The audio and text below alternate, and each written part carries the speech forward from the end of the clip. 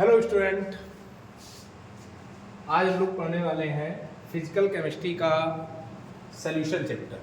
जैसा मैंने पहले बताया था कि बहुत जल्द हम लोग आपके लिए लेके आने वाले हैं फिजिकल केमिस्ट्री का सॉल्यूशन।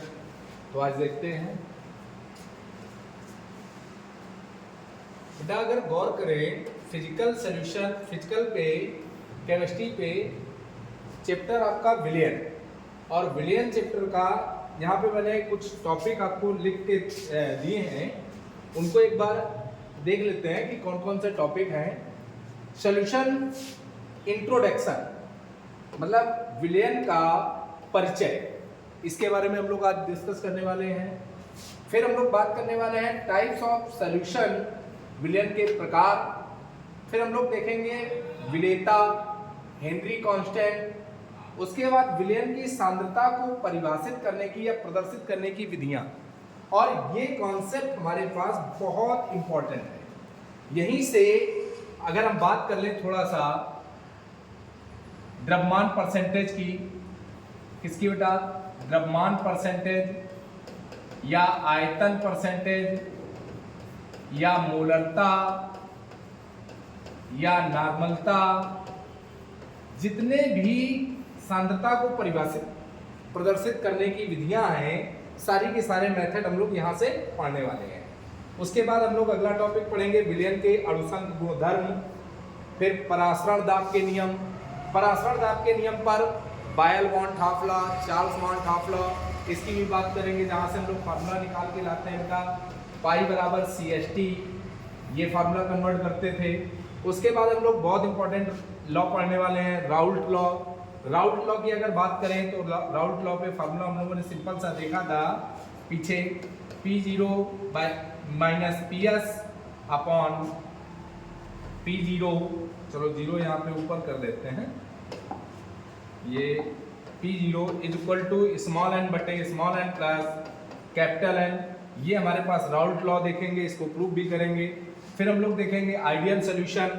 उसके बाद हम लोग देखने वाले हैं क्वथनांक एवं क्वथनांक उन्नयन, मतलब बॉइलिंग पॉइंट की चर्चा करेंगे, जहां पर हम लोग सिंपल सा देखते हैं delta TB directly proportional to molarity, लिख देते हैं यहाँ पे मोलरता। उसके बाद हम लोग देखेंगे हिमांक एवं हिमांक का अवनमन, फ्रीजिंग पॉइंट से रिलेटेड बात करेंगे। तो फ्रीजिंग पॉइंट पे हम लोग सिंपल सा एक फार्मूला निकालते थे, delta TF directly proportional to molarity से। यहाँ पे हमारे पास एक फार्मूला, इससे भी हम लोग कन्वर्ट करके निकालते हैं। फिर हम लोग देखेंगे वॉन टॉप लॉ, बहुत इंपॉर्टेंट फैक्टर है यहाँ पर वॉन टॉप लॉ। तो एक बार इसका स्क्रीनशॉट बच्चों ले सकते हैं आप। फिर हम लोग आज एक टॉपिक वाइज देखते हैं इंट्रोडक्शन। सबसे पहले इंट्रोडक्शन पे आते हैं। तो देखिए, जैसे ये इंट्रोडक्शन पे बहुत सिंपल सी बात है कि विलियन है क्या हमारे पास। तो विलियन में देखिए यहाँ पे मैंने लिख रखा है 2 या 2 से अधिक, बेटा 2 या 2 से अधिक पदार्थों के समांगी मिश्रण को, कौन से मिश्रण को? समांगी मिश्रण को बेटा क्या कह रहे हैं? विलियन कह रहे हैं। बात समझिए, 2 या 2 से अधिक पदार्थों के समांगी मिश्रण को हम क्या कह रहे हैं बेटा? विलियन कह रहे हैं। अच्छा, समांगी मिश्रण का अर्थ क्या है यहाँ पे? देखिए, समांगी मिश्रण का अर्थ होगा जहां विलेय विलायक समान रूप से आपस में क्या हो? वितरित हो, मिलाया गया हो, या यहाँ से। तो समांगी मिश्रण का अर्थ हमारे पास क्या हो जाएगा? विलेय विलायक समान रूप से वितरित होता है। उसके बाद इसमें देखिए बहुत सिंपल सा एक कॉन्सेप्ट लिखा गया है कि इस समांगी मिश्रण में जिस घटक की मात्रा अधिक होती है उसे विलायक, और जिस घटक की मात्रा कम होती है उसे हम लोग क्या बोल रहे हैं? विलयन बोल रहे हैं। बेटा इसका अर्थ एक सिंपल सी बात ऐसे समझिए कि मान के चलते हैं कि हमारे पास कोई एक गिलास है, ठीक है? बात सिंपल सी समझिए, एक गिलास है, इस गिलास में जैसे मैंने यहाँ पे एग्जांपल दिया हुआ है, शक्कर के शरबत में शक्कर विलेय तथा जल विलायक। मान लीजिए यहाँ पे हमने कि शुगर डाली, 10 ग्राम शुगर डाल दी हमने, ठीक है? 10 ग्राम क्या डाल दी बेटा? शुगर डाल दी। और अगर हमने 10 ग्राम यहाँ पे शुगर डाली तो 90 ग्राम अगर जल है हमारे पास, 90 ग्राम क्या है बेटा? वाटर। तो हम सिंपल सा ये बोल सकते हैं इस स्टेटमेंट के आधार पर कि ये जो जल होगा ये बेटा विलायक का रूप होगा और 10 ग्राम जो शुगर है वो हमारे पास क्या हो जाएगी, विलेय का रूप हो जाएगी। तो उसका मतलब यही था कि समांगी मिश्रण में जिस घटक की मात्रा अधिक होती है उसे विलायक कहते हैं। मतलब जिस घटक का मतलब जिस कंपोनेंट जो भी चीज ज्यादा होगी उसे हम लोग क्या बोल देंगे, विलायक बोल देंगे, और जो चीज कम होगी उसे हम लोग क्या बोल देंगे बेटा, विलेय बोल देंगे। जैसे यहाँ पे लिखा हुआ है विलेय कहते हैं, ठीक है। या हम सिंपल सी बात ऐसे कह सकते हैं कि विलयन में जब फिजिकल स्टेट समान हो, मतलब भौतिक अवस्था समान हो, विलेय और विलायक की भौतिक अवस्था समान हो, तब विलेय कौन होगा और विलायक कौन होगा, इस बात को हम पहचानने के लिए सिंपल सी बात ये कहते हैं कि जिसमें ग्राम में वैल्यू जिसकी ज्यादा उसे हम विलायक बोलते हैं और जिसकी ग्राम में वैल्यू कम उसे हम सिंपल सा क्या कहते हैं, विलेय कहते हैं। तो बात यहां तक समझ में आ गई होगी। आगे देखते हैं बेटा विलयन की विशेषताएं। अब ये तो बात हो गई विलयन पे, अब इसकी विशेषता क्या क्या है विलयन की, वो हम लोग आगे यहाँ पे देखने वाले हैं। अब समझिए आप, तो इसको एक बार फटाफट नोट करते रहिएगा ताकि नोट्स भी आपके क्लियर रहें। एक बार इसको देख लेते हैं। हाँ चलिए, तो विलयन की विशेषता क्या है। पहली सबसे बड़ी विशेषता तो ये है कि विलयन क्या होना चाहिए, पारदर्शक होना चाहिए। विलयन कैसा होना चाहिए, पारदर्शक होना चाहिए। दूसरा क्या है, विलयन में कोई निश्चित रासायनिक संगठन नहीं होना चाहिए। विलयन में कोई निश्चित रासायनिक संगठन नहीं होता है, मतलब ये बात फिक्स नहीं है कि इतने ही % पे ये होना चाहिए तभी विलयन होगा, अन्यथा विलयन नहीं होगा। मतलब ये कोई रासायनिक संगठन फिक्स नहीं है इसका। उसके बाद क्या कह रहा है, विलयन में उसके अव्ययी पदार्थों के गुण उपस्थित होते हैं, मतलब जो भी कंपोनेंट उस पर घोले गए हैं उसके पूरे के पूरे सब्सटेंस या पदार्थों के गुण प्रॉपर्टी उसकी होनी चाहिए। फिर क्या कह रहा है बेटा, विलयन बनाने में आयतन में वृद्धि नहीं होती है, मतलब अगर कोई विलयन बन रहा है तो उसके आयतन में वृद्धि, आयतन इंक्रीज नहीं होगा। फिर बेटा क्या कह रहा है, विलयन में विलेय, चलिए यहाँ पे विलेय में मात्रा छूट गई थी, विलयन में विलेय पदार्थ नष्ट नहीं होता है। मान लीजिए कि हमने क्या किया, कोई शरबत बनाई, अब उसमें ऐसा नहीं होगा कि शक्कर बिल्कुल खत्म हो जाए।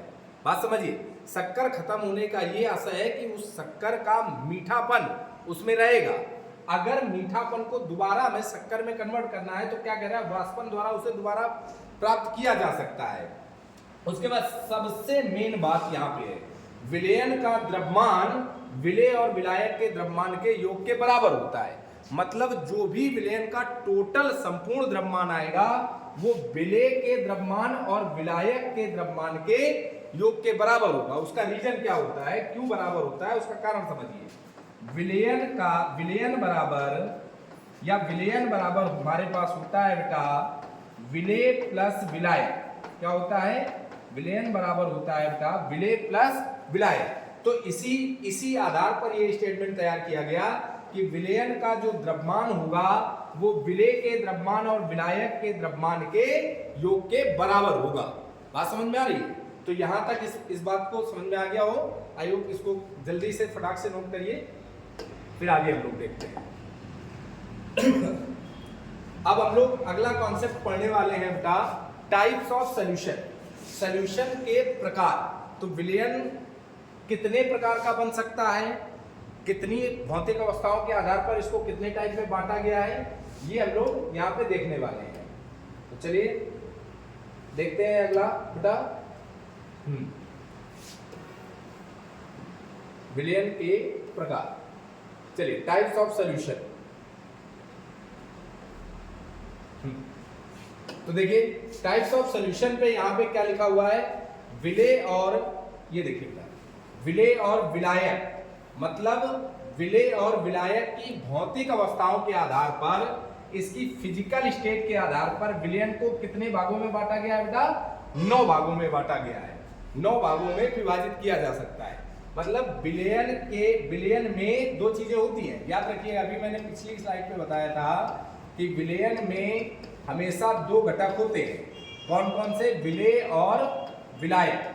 तो जो विलेय घटक होगा और विलायक घटक होगा, तो उसी के आधार पर बताया गया कि विलयन और विलेय और विलायक की भौतिक अवस्थाओं के आधार पर विलयन को कुल 9 भागों में बांटा गया है। तो कौन कौन से 9 भाग हैं उस बात को समझिए। यदि विलेय क्या हो, ठोस हो, और विलायक भी ठोस हो, मतलब दोनों क्या हो, दोनों अवस्थाएं सेम हो, विलायक भी ठोस हो और विलेय भी ठोस हो।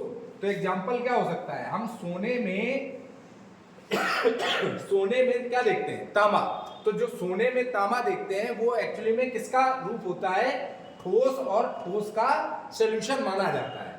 उसके बाद दूसरा बेटा क्या है, ठोस और द्रव। अब ठोस और द्रव का मिक्सचर क्या होता है, घरों में आमतौर पे देखा गया है कि जब हम लोग कोई भी जैसे गेट्स मेहमान आ गए तो उसमें हम लोग देखते हैं कि मेहमान को हम लोग शरबत दे देते हैं पीने के लिए। तो जो चीनी का जल में विलयन मतलब शरबत, तो जो शरबत बनाते हैं वो भी एक तरीके का सॉल्यूशन है, कौन सा, ठोस और द्रव के रूप का। तीसरा बेटा देखते हैं ठोस और गैस। अब यहाँ पे अगर हम जनरली बात करें कपूर का गैस में विलयन, इसका मतलब क्या हो गया, कपूर गैस में कन्वर्ट कर जाती है। तो कपूर का हमारे पास फार्मूला होता है, याद रखिएगा, C2Cl6 कार्बन हेक्सा क्लोराइड। क्या होता है बेटा, कार्बन हेक्सा क्लोराइड। इसको हम लोग जनरली क्या बोलते हैं, कृत्रिम कपूर। क्या बोलते हैं बेटा, यहाँ पे लिख देता हूं, कृत्रिम कपूर। और ये ध्यान रखिएगा। अब बात करते हैं बेटा द्रव का, द्रव में विलयन। तो ये आ गया हमारे पास जल में अल्कोहल। अब जल में अल्कोहल तो बहुत फेमस है, इसको तो ज्यादा बच्चों को बताने की जरूरत नहीं है कि जल में अल्कोहल आमतौर पे देखा गया है। अगला बेटा आपके पास आता है द्रव और ठोस। तो द्रव और ठोस का मतलब क्या है, सोडियम के साथ पारे का अमलगम। इसका मतलब है इस तरीके का, सोडियम और पारे का अमलगम, मतलब Na और Hg का मिक्सचर। अब बेटा हमारे पास आता है द्रव और गैस। तो द्रव और गैस किस तरीके का सॉल्यूशन, किस तरीके का टाइप बनाएगा, वायु में जल वाष्प, वायु में जल वाष्प, इसको हम लोग क्या बोल देंगे, द्रव और गैस। इसके बाद हमारे पास अगला आता है बेटा गैस का विलयन। तो गैस विलयन का मतलब है कि हमारे पास अनेक प्रकार की गैसों का मिक्सचर वायुमंडल में मिलता है, तो वो भी एक तरीके का क्या है, विलयन है। जो लिखा गया है दो गैसों का मिश्रण, मतलब बहुत सी गैसों का वायुमंडल में मिश्रण होता है, वो भी गैस का विलयन कहलाता है। अब बेटा बात आती है गैस ठोस। तो गैस ठोस में देखिए लिखा हुआ है पैलेडियम धातु में हाइड्रोजन का विलयन। तो पैलेडियम हमारे पास क्या होता है बेटा, Pd, और हाइड्रोजन क्या होता है, सिंपल सी बात है, हाइड्रोजन तो सभी को याद होगा, H2। उसके बाद आता है गैस और द्रव का विलयन। तो गैस द्रव का विलयन में लिखा हुआ है बेटा यहाँ पर, जैसे हम लोग देख रहे हैं सोडा वाटर। तो सोडा वाटर किसका एग्जाम्पल होगा हमारे पास, गैस और द्रव का विलयन। तो इस तरीके से हमारे पास बनते हैं बेटा कौन से, टाइप्स ऑफ सॉल्यूशन, जो हमारे पास टोटल कितने प्रकार के होते हैं, इनकी भौतिक अवस्थाओं के आधार पर टोटल 9 प्रकार के पाए जाते हैं। तो इसको जल्दी से स्क्रीनशॉट ले लीजिए, फिर आगे देखते हैं।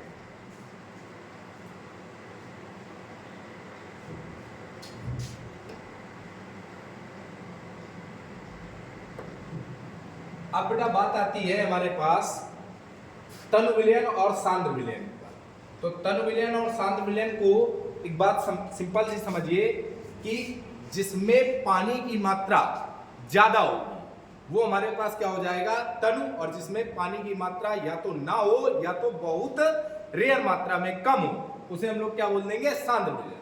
अब इसको किताबी लैंग्वेज पे कैसे लिखते हैं, तो देखिए लिखा हुआ है कि जिस विलयन में विलेय की मात्रा विलायक की तुलना में बहुत क्या होती है, कम होती है। इसका मतलब क्या है कि जिस विलयन में विलेय की मात्रा विलायक की तुलना में बहुत कम होती है, इसका मतलब विलायक की तुलना में बहुत कम है। इसका मतलब विलेय की मात्रा क्या है, विलेय की मात्रा बहुत कम है, किसकी तुलना में, विलायक की तुलना में। तो उसे बेटा क्या बोल रहे हैं, तनु विलयन बोल रहे हैं।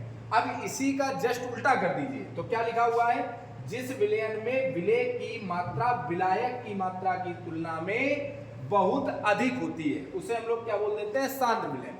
जैसे एक ग्राफ के माध्यम से इसको समझाया गया है कि इस एल्कोहल में, इस पर्टिकुलर एल्कोहल में अगर गौर करें तो यहां पर जो है पानी की मात्रा ज्यादा दिखाई दे रही है, या हम यूं कहें कि विलायक की मात्रा ज्यादा अधिक दिखाई दे रही है, और विलेय की मात्रा क्या दिखाई दे रही है बेटा, कम दिखाई दे रही है। मतलब एल्कोहल यहां पर कम है और वाटर यहां पर ज्यादा है। लेकिन दूसरे डायग्राम पे अगर हम बात करें, इस डायग्राम पर बात करें, तो यहां पर देखा जा रहा है कि एल्कोहल की मात्रा ज्यादा है और पानी की मात्रा क्या है बेटा, कम है। तो इसी प्रकार क्या कहा गया कि जिस विलयन में विलेय की मात्रा विलायक की मात्रा की तुलना में बहुत अधिक होती है, उसे हम क्या बोल देते हैं, सांद्र। तो ये आपके पास जो एग्जांपल है उसे हम क्या बोल रहे हैं बेटा, सांद्र विलयन बोल रहे हैं। क्या बोल रहे हैं, सांद्र विलयन। और ये जो विलयन दिखाई दे रहा है इसे हम लोग बेटा क्या बोल रहे हैं, तनु विलयन बोल रहे हैं। तो ये बात तो क्लियर हो रही होगी, यहां तक तो किसी बच्चे को डाउट नहीं है। चलिए आगे देखते हैं। अगला हमारे पास आता है बेटा कॉन्सेप्ट विलयन की। चलिए इसको थोड़ा सा ऊपर कर लेते हैं।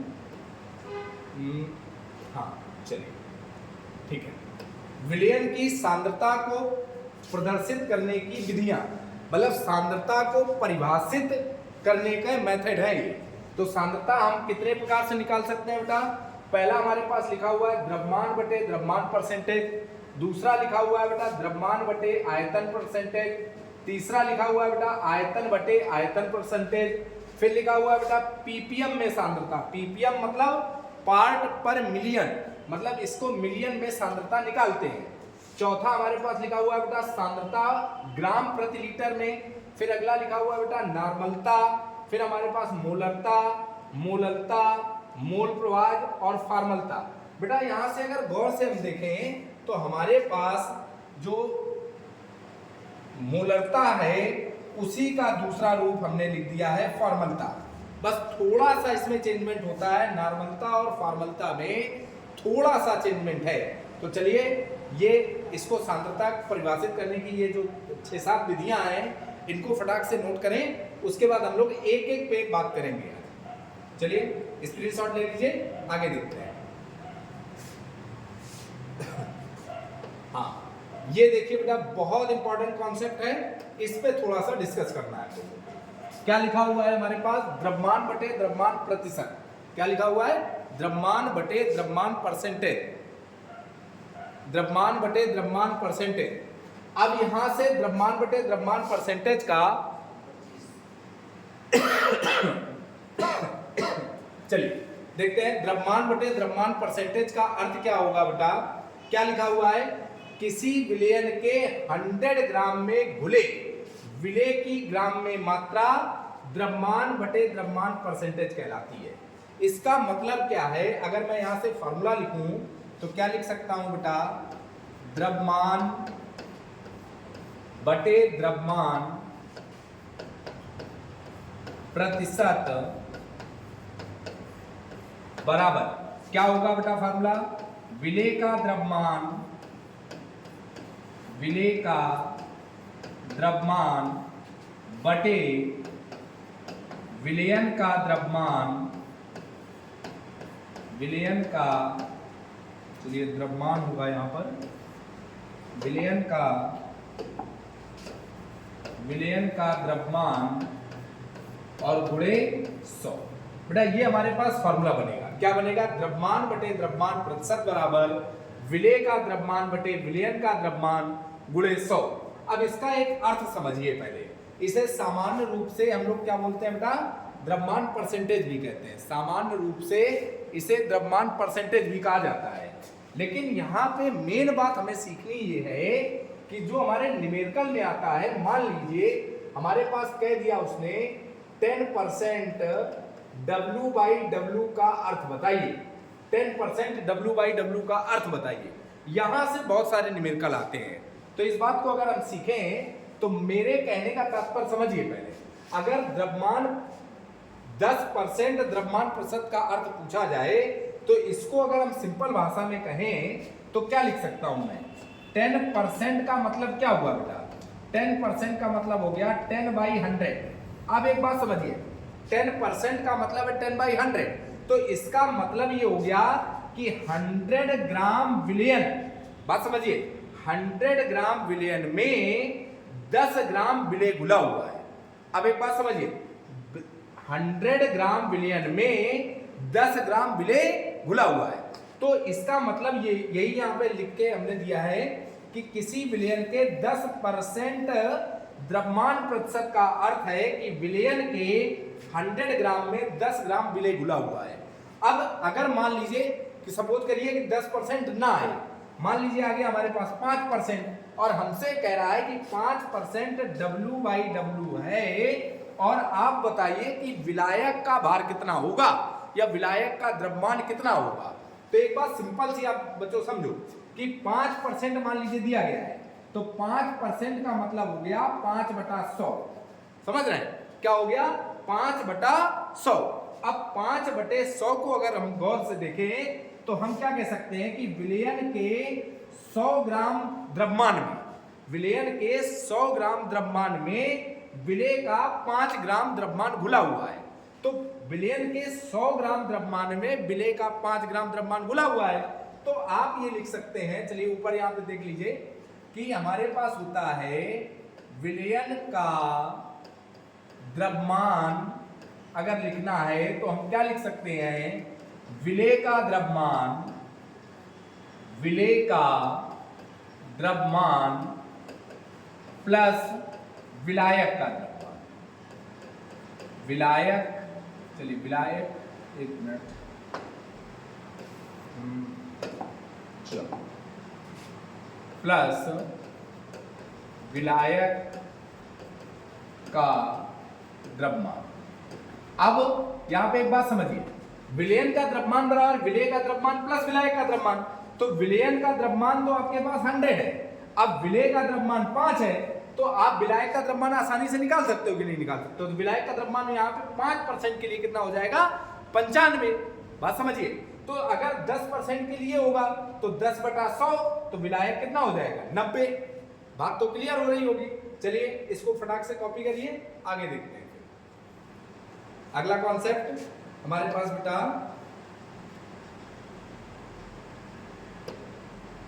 हाँ, द्रव्यमान बटे आयतन प्रतिशत, द्रव्यमान बटे आयतन परसेंटेज। अब इसको समझिए, द्रव्यमान बटे आयतन प्रतिशत का अर्थ क्या होगा? बात समझिए, द्रव्यमान बटे आयतन प्रतिशत का अर्थ क्या होगा? अभी तक जैसा हमने पढ़ा, अभी तक बेटा क्या पढ़ा कि द्रव्यमान बटे द्रव्यमान परसेंटेज। पिछली स्लाइड पे हम लोगों ने पढ़ा था कि द्रव्यमान बटे द्रव्यमान परसेंटेज क्या है। अब हम लोग पढ़ रहे हैं कि द्रव्यमान बटे आयतन परसेंटेज क्या है। तो पहले चलिए इसको देख लेते हैं कि द्रव्यमान बटे आयतन परसेंटेज है क्या हमारे पास। देखिए, द्रव्यमान बटे आयतन परसेंटेज क्या कह रहा है? किसी विलयन के 100 ml में घुले हुए विलेय की ग्राम में मात्रा द्रव्यमान बटे आयतन प्रतिशत कहलाती है। मतलब किसी विलयन के 100 ml में, बात समझिए, किसमें बेटा? 100 ml में। पिछले में हमने देखा था किसमें बेटा? 100 ग्राम में घुल रहा था, जब हमारे पास क्या था? द्रव्यमान बटे द्रव्यमान था। अब यहां पर द्रव्यमान बटे आयतन है, तो थोड़ा सा चेंज करना है कि किसी विलयन के 100 ml, इस बात को ध्यान रखिएगा बेटा, 100 ml में घुले विलेय की ग्राम में मात्रा क्या कहलाती है? द्रव्यमान बटे आयतन परसेंटेज कहलाती है। तो इसी अकॉर्डिंग अगर हम फार्मूला लिखें तो बेटा क्या हो सकता है हमारे पास फार्मूला? द्रव्यमान बटे आयतन प्रतिशत, द्रव्यमान बटे आयतन प्रतिशत बराबर विलेय का द्रव्यमान, विलेय का द्रव्यमान बटे विलयन का आयतन, आयतन, और ये आयतन बेटा किसमें है? ml गुणे 100। ये बेटा द्रव्यमान किसमें होगा? ग्राम में। ठीक है, अब यहां पे समझिए इसका अर्थ क्या है, इस बात को समझिए थोड़ा सा। इसका अर्थ क्या है? द्रव्यमान बटे आयतन प्रतिशत का फार्मूला होगा विलेय का द्रव्यमान ग्राम में बटे विलयन का आयतन ml, अब गुणे 100। तो इसका अर्थ क्या होगा अगर हमसे पूछ दिया जाए कि सर आप बताइए 5% W/V का अर्थ क्या है? मतलब द्रव्यमान बटे आयतन का अर्थ क्या है? तो 5% पूछा जा रहा है, इसको फिर से एक बार गौर से देखें। 5% पूछा जा रहा है तो क्या लिखते हैं बेटा? 5/100। इसका मतलब क्या हो गया कि विलयन के 100 ml आयतन में, विलयन के 100 ml आयतन में विलेय का 5 ग्राम द्रव्यमान घुला हुआ है। अब विलयन के 100 ml आयतन में विलेय का कितना ग्राम घुला हुआ है? 5 ग्राम। तो वही चीज यहाँ पे मैंने 10% के लिए लिखा हुआ है कि किसी विलयन के 10% आयतन प्रतिशत का अर्थ है कि विलयन के 100 ml में 10 ग्राम विलेय घुला हुआ है। यहाँ पे हमने 5 ग्राम लिया था, 5% लिया था, तो 5 ग्राम घुला हुआ है। अगर हम ले लें कि 10% W/V का अर्थ क्या होगा, तो वही चीज हो जाएगी यहाँ पे बेटा, क्या हो जाएगा? 10/100। तो मतलब विलयन के 100 ml आयतन में विलेय का 10 ग्राम घुला हुआ है। क्लियर है? आगे बेटा इसको कॉपी करिए। आगे की क्लास पे हम लोग देखेंगे, कल की क्लास पे बेटा बात करेंगे हम लोग आयतन बटे आयतन प्रतिशत। कल की क्लास पे ये देखेंगे हम लोग आयतन बटे आयतन प्रतिशत पे हम लोग कल चर्चा करेंगे। तो आज के लिए इतना ही।